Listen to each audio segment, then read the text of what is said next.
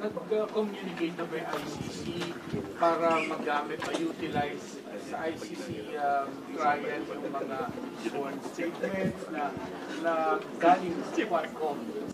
Actually, wala eh. Wala kaming nare-receive. And sabi nga ng Quadcom lead chairman, even if they write to us, we cannot comply because we're not a member of the ICC anymore.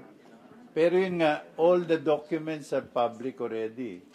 All you have to do is to access the hearings, no? In the YouTube, Facebook, and all the social media. All are already in the social media. Everything, no?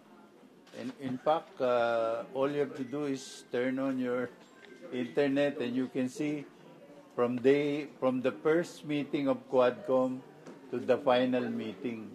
So no need because these are considered public documents already.